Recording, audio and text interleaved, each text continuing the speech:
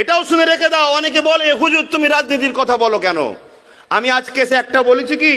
বলিনি, কিন্তু মশলা উত্তরটা শুধু ভেঙে দিচ্ছি। শোনো, যদি কোরআনে রাজনীতির কথা না থাকে আমি বলাটা অন্যায় করেছি, আর কোরআনে যদি রাজনীতি থাকে আমি বলাটা সুন্নাতে রাসূল করেছি। জোরে বলুন সুবহানাল্লাহ।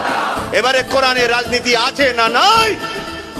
চলো ইসলামের স্কলারদের প্রশ্ন করো, ইসলামের স্কলাররা বলো, ইসলামের যারা পণ্ডিত তারা ফতোয়া দেবে আব্বাস সিদ্দিকীর বিরুদ্ধে।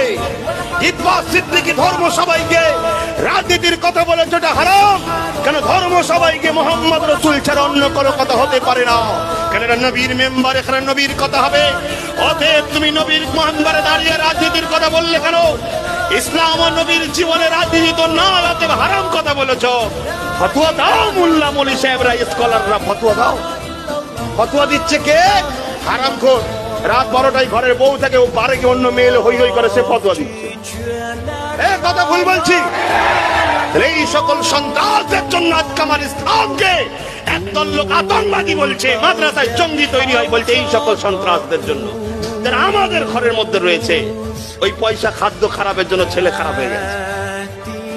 শুনে রেখে দাও।